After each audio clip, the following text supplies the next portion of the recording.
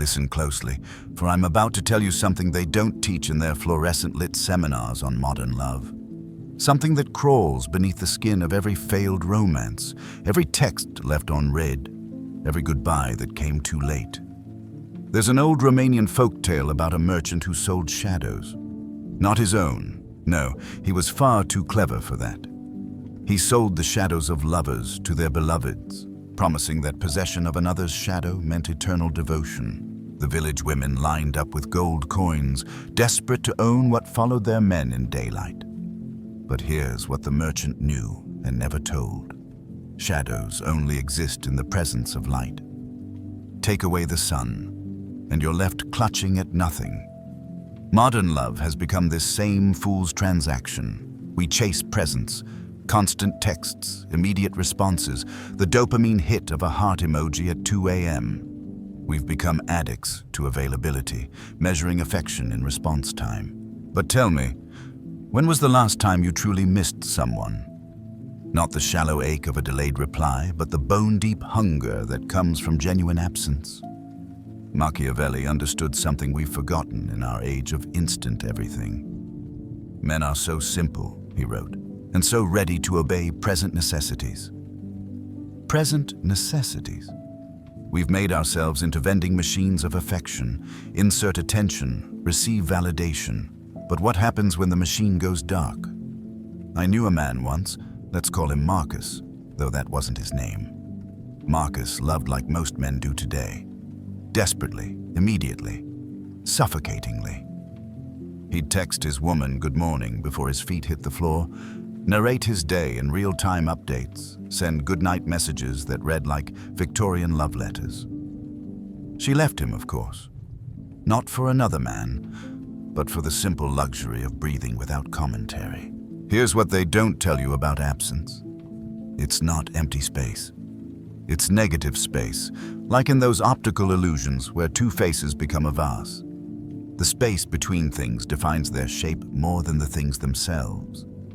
A 2024 study from the University of Heidelberg found that couples who practiced strategic unavailability, planned periods of no contact, reported 37% higher relationship satisfaction than those in constant communication. The researchers called it the paradox of distance-induced intimacy. But this isn't about playing games, you see. This is about understanding the rhythm of longing itself. Picture this. A man sits in a dimly lit room, burgundy curtains drawn against the afternoon sun. The air smells of old books and yesterday's wine. His phone lies face down on the mahogany desk, silent as a confessional booth. He's learning something revolutionary, how to exist without narrating his existence to another. In this silence, something strange happens. He begins to hear his own thoughts again, not as Instagram captions or text messages, but as the raw, unfiltered consciousness they were meant to be. The Sufis have a word, hal, for a state of being that comes and goes like weather. You cannot summon it or hold it. You can only recognize its presence and absence. Love, real love, operates on this same principle. It's not a faucet you leave running, wasting water for fear the well might dry. It's the desert rain, rare, powerful, and all the more precious for its scarcity. Think of jazz, if you will. Miles Davis once said the notes you don't play are more important than the ones you do. Every competent musician can fill space with sound. It takes a master to wield silence like an instrument. In relationships, we're all amateur musicians, afraid of the quiet, filling every pause with noise. I'll tell you a secret that would have saved me 1,000 sleepless nights. Absence is not punishment, it's punctuation. Without spaces between words, language becomes an incomprehensible stream. Without winter, spring is just another day.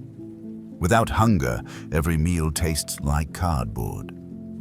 The cruelest joke? Women already know this. They've always known. Watch how they apply perfume. Not where you'll smell it immediately, but where it will unfold hours later. A ghost of their presence when they're gone. They understand that desire lives in the space between wanting and having. But we men, we love like toddlers eat ice cream, frantically, messily, trying to consume it all before it melts. We mistake intensity for depth, frequency for connection, presence for proof. Here's what Machiavelli really meant. Let her feel your absence not as manipulation, but as the natural rhythm of two complete human beings. Let her miss the specific weight of your silence, the particular shape of your shadow, the exact frequency of your laughter. These things cannot be missed if they never leave. The merchant in that Romanian tale. He died wealthy but alone, surrounded by the shadows he'd sold. They found him one morning, covered in darkness that wasn't his own. The moral wasn't about the danger of selling shadows. It was about forgetting that shadows need light to exist, and light needs darkness to be seen. Tell me, listener, in this age of perpetual presence, when did you last allow yourself to be properly missed? Or have you, like so many others, become afraid of the space between heartbeats?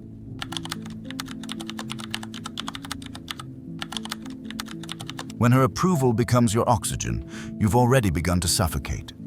There's a species of moth in Madagascar that evolved to feed exclusively on the tears of sleeping birds. Think about that for a moment. Millions of years of evolution, countless genetic iterations, all to create a creature that sustains itself on another's unconscious sorrow. If that isn't a perfect metaphor for what we've become in love, I don't know what is. I'm going to tell you about the most expensive prison ever built.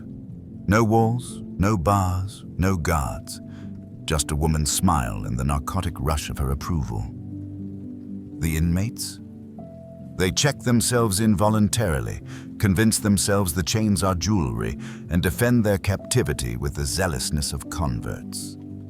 Last week, I watched a grown man, successful entrepreneur, built 2 companies from nothing, refresh his phone 17 times during a business lunch. His crime: sending a photo of his meal to a woman who may or may not have been thinking of him. Each refresh without response dimmed something in his eyes, like watching a star collapse in real time. By dessert, he was a black hole in an Armani suit. The ancient Greeks had a word: thumos, the part of the soul that craves recognition. They considered it necessary but dangerous, like fire. Useful for warmth and light, catastrophic when it becomes the only source of either. Modern man has made thumos his god and her validation his temple. Let me paint you a scene. It's 3 a.m. in a studio apartment that costs too much for what it is. The walls are thin enough to hear the neighbor's Netflix choices. Our protagonist, let's call him every man, lies awake, constructing elaborate fantasies where she finally sees his worth. In these fever dreams, she always says the perfect thing at the perfect moment, validates every insecurity, heals every childhood wound with a single "I'm proud of you." But here's the sick joke. Even if she said those exact words, they'd never be enough. Because validation is heroin, the first hit is transcendent, and every subsequent dose is just chasing that initial high. A 2025 study from Stockholm's Institute for Relationship Dynamics found something disturbing.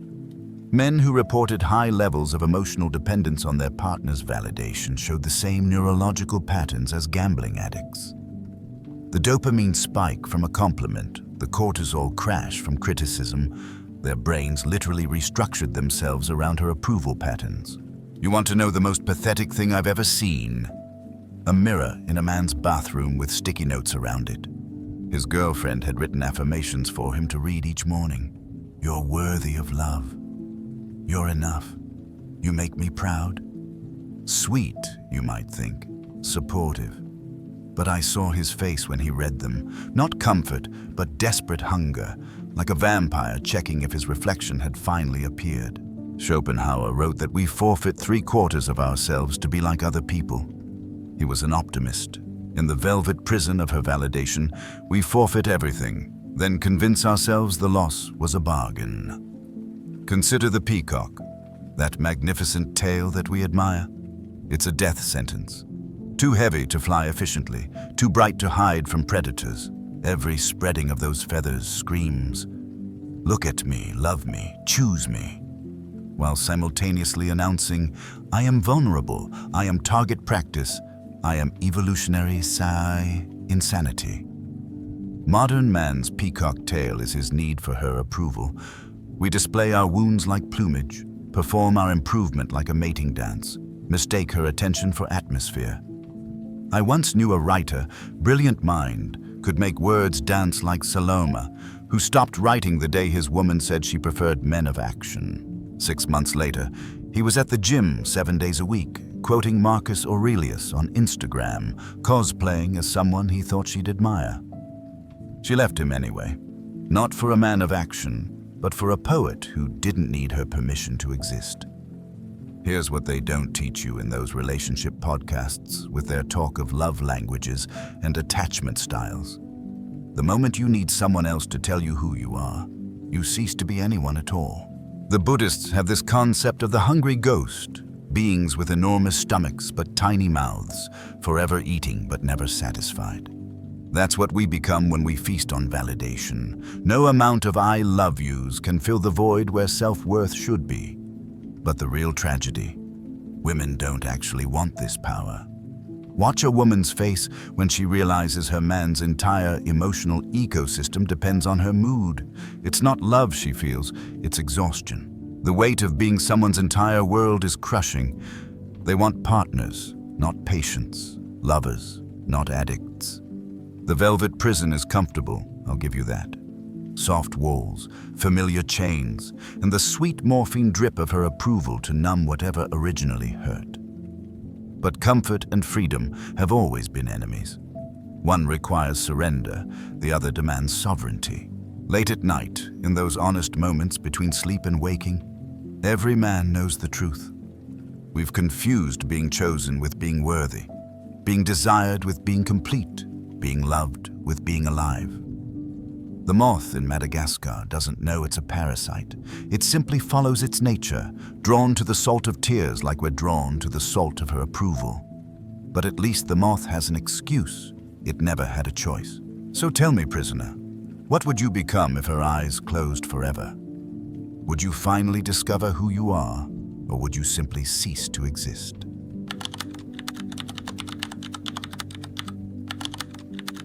Every relationship is a hall of mirrors where you only meet yourself in disguise. Have you ever noticed how fun house mirrors tell more truth than regular ones? At least they're honest about their distortion. But the mirrors we create in love, those perfectly warped surfaces where we see only what we need to see, those are the dangerous ones. I'm going to tell you about a discovery that should have changed everything, but changed nothing. In 1974, a psychologist named Arthur Aron created a series of questions that could make strangers fall in love. 36 questions, precisely ordered, followed by 4 minutes of sustained eye contact. It worked. It still works. But here's what Aron discovered that nobody talks about. The subjects weren't falling in love with each other. They were falling in love with their own reflection in the other's attention. Picture a man in a cafe in Prague.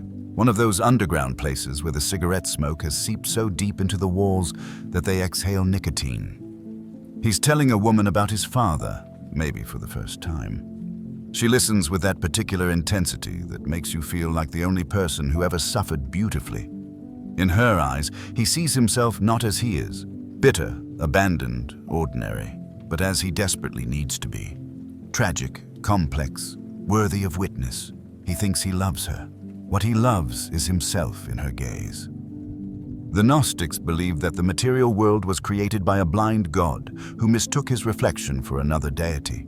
In his loneliness, he crafted entire universes trying to reach what was only himself, reversed. Every time I see a man destroy his life for love, I think of that blind god, creating and destroying worlds to embrace his own shadow. A recent neuroscience study from MIT found something unsettling.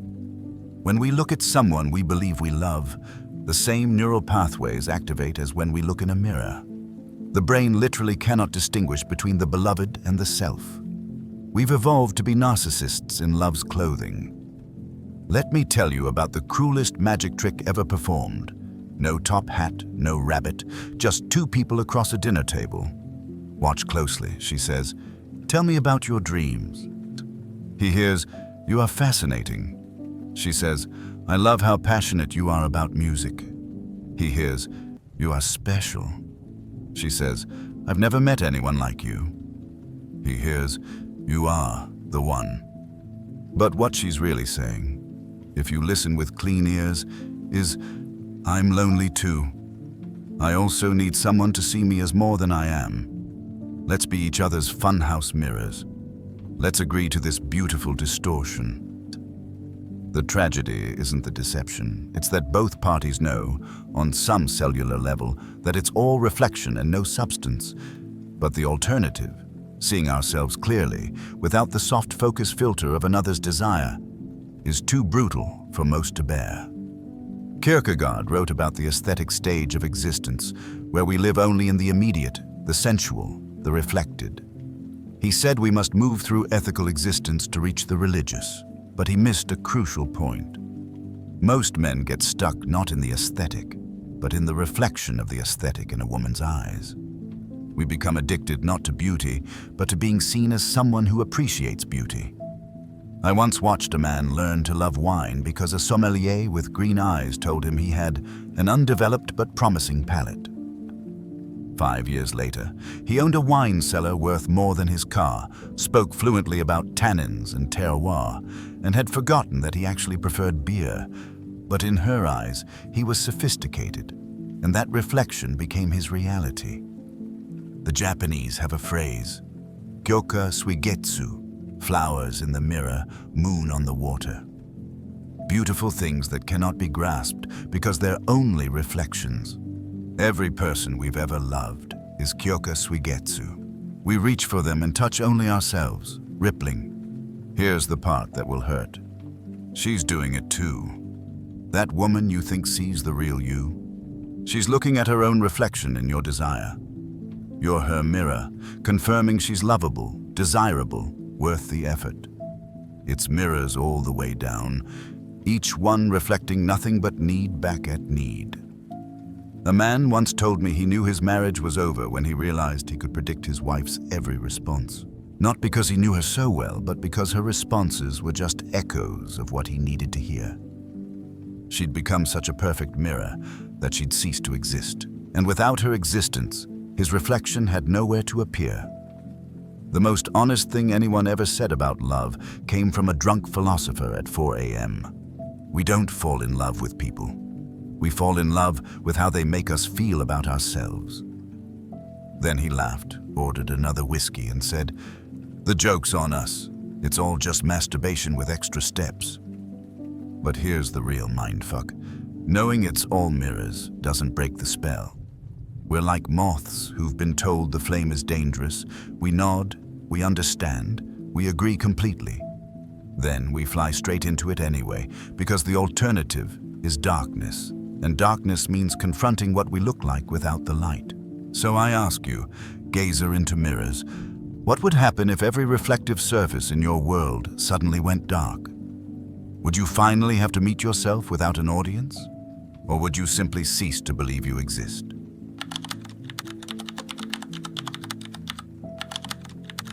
Some men tend graveyards thinking they're gardeners, too proud to admit nothing grows in poisoned soil. There's a monastery in the mountains of Tibet where monks practice a peculiar form of meditation. They sit before bowls of water, watching their own faces age in the reflection, moment by moment, breath by breath. They call it rehearsing impermanence. But I know men who perform this same ritual with dead relationships, except they call it love. Listen, and I'll tell you about the most expensive garden in the world. Not Versailles with its geometric perfection, not Babylon with its hanging wonders. No, this garden exists in the hearts of men who water dead roses, who whisper to stalks that stopped listening years ago, who mistake the smell of decay for the perfume of possibility. I met him in a bar in Lisbon, one of those fado houses where the music sounds like heartbreak set to guitar. 3 drinks in, he showed me her picture. Not recent, from 4 years ago when she still looked at him like he might be someone. "We're working through things," he said, the way a grave digger might say he's practicing medicine. She'd left him, emotionally, somewhere between the second year and the third. Her body stayed another 2, a haunting in designer jeans. But he couldn't see the ghost for the woman, couldn't smell the formaldehyde beneath the Chanel No. 5. Schopenhauer believed that we're all just will, blind, irrational force, deceiving ourselves with representations. But some men take this further. They become will, refusing to see that the representation has already packed its bags and moved to another time zone of the heart. A 2024 psychological study from the University of Copenhagen coined a term, relationship perseveration. The compulsive tendency to maintain emotional investment in demonstrably dead relationships. The subjects showed similar brain patterns to those suffering from complicated grief, except they were mourning something that sat across from them at breakfast. Let me paint you the scene that plays out in 10,000 bedrooms every night. He reaches across the void between them, that arctic expanse of cold sheets.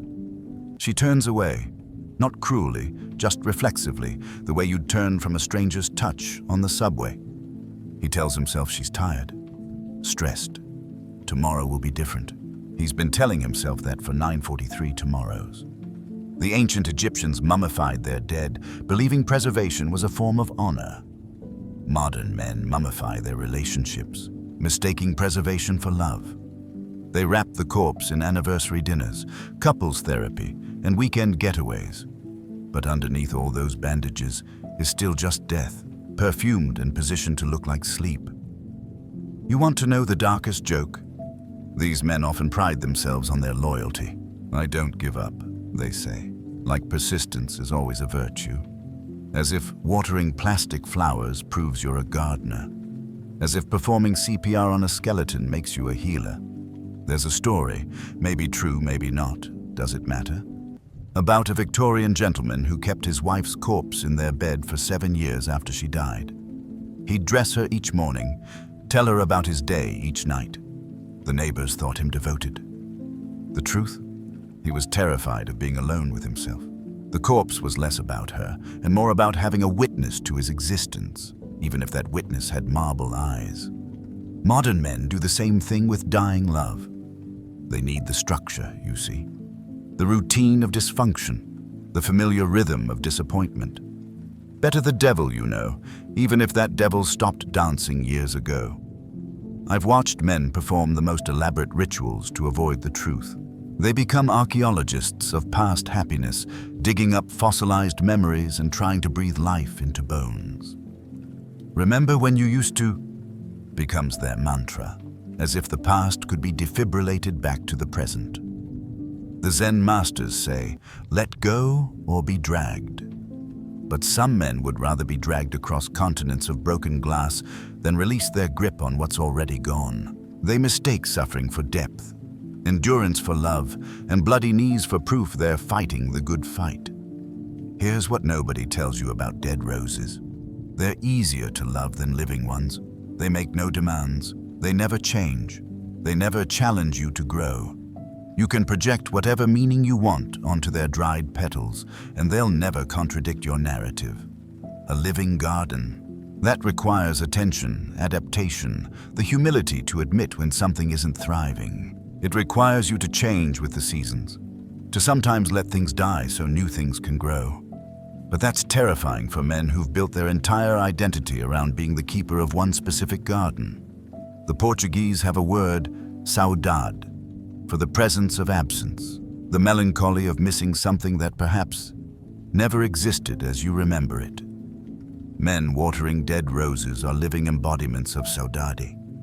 Except they've confused the feeling for the thing itself. Last month I saw a man buy flowers for a woman who hadn't loved him in years. Not grocery store flowers, the expensive kind, from that shop where they remember your name. He knew she wouldn't care. She knew he knew, but the ritual had to continue, because without it, he'd have to face what they'd become. Two strangers sharing a mortgage, and the ghost of a feeling that fled so long ago they'd forgotten its face. Tell me, keeper of dead gardens, what would happen if you finally stopped watering those roses? Would you discover you still have hands capable of planting something new? Or have you been a ghost yourself so long that you've forgotten you could choose to live?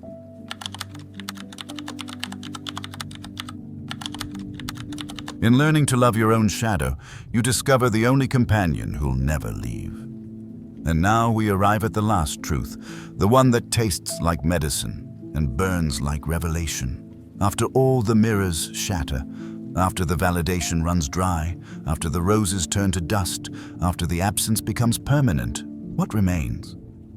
I'll tell you what remains, the magnificent, terrifying liberation of your own company.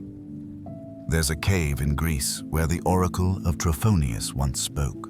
Pilgrims would descend into absolute darkness, drink from two springs, Lethe for forgetting, Mnemosyne for remembering, and emerge either mad or enlightened. The difference? Whether they could bear meeting themselves without the comfort of another's gaze. Most men today would rather stay above ground in the false light of borrowed warmth.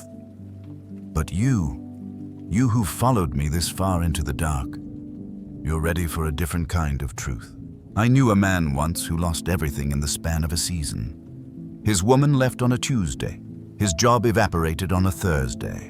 By Sunday, he was sitting in an empty apartment with nothing but a mattress on the floor and the terrifying realization that he didn't know who he was without these external definitions. For 3 days, he said, he felt like he was dying. On the 4th day, something strange happened. He woke up and made coffee just for himself, not to share, not to impress, not to fill time before someone else woke up. Just coffee, just him, just the morning light through bare windows. It was the best cup of coffee I'd ever had, he told me. Because for the first time in my life, I wasn't performing the act of drinking coffee. I was just drinking coffee. Nietzsche wrote about the last man and the overman. Everyone fixates on the overman, that theoretical peak of human potential. But first, you must become the last man, the one who stands alone when all the false idols have fallen. The one who discovers that the abyss gazing back is just himself, and that maybe, just maybe, that's enough. A 2025 study from the Institute of Solitude Studies in Oslo found something remarkable. Men who spent extended periods in intentional solitude showed increased gray matter in the prefrontal cortex, the area associated with self-awareness and emotional regulation. Their brains literally rewired themselves for independence. But here's the kicker. These same men reported deeper, more meaningful connections when they did choose company. They'd learned the paradox that you can only truly be with another when you no longer need them. Let me tell you about the most subversive act a modern man can commit. Enjoying a meal alone in a restaurant without looking at his phone. Try it. Feel the weight of others' eyes, their pity, their assumption that you must be lonely. Then feel the deeper weight lift, the weight of needing their approval, their understanding, their validation of your existence. There's an old Sufi tale about a man who searched the world for God, visiting every temple, every shrine, every holy site. Finally, exhausted and broke, he returned home to find God sitting in his kitchen, brewing tea. "I've been here all along," God said, "but you had to leave to learn how to see me." The sacred art of becoming alone isn't about isolation, it's about integration. It's about discovering that the voice in your head, when not drowned out by others' opinions, might actually have something worthwhile to say.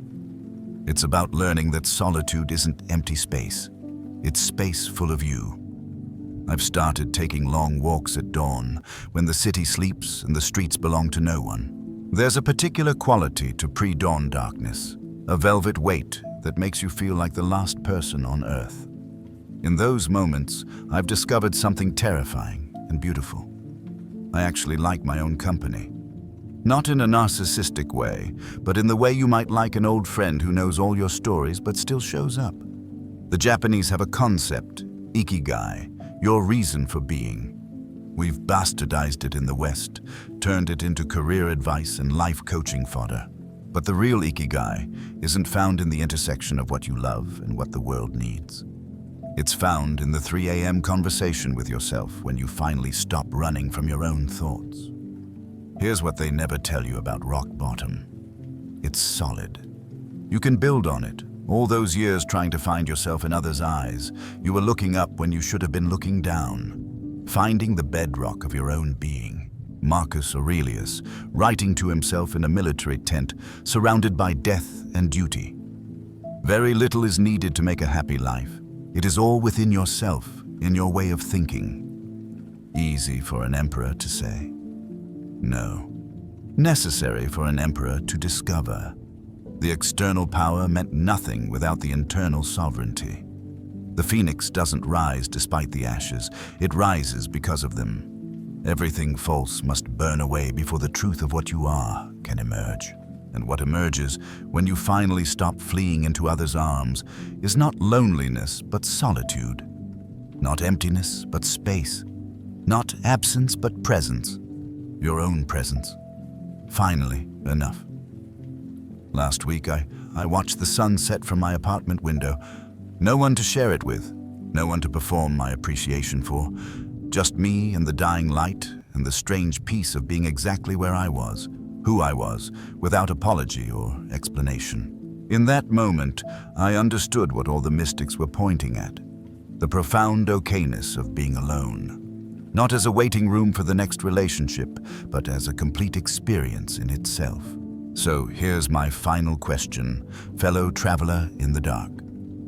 What would you become if you spent the next year falling in love with your own company? Not as a consolation prize, not as preparation for someone else, but as the ultimate romance, the one between you and the life you're living when no one's watching.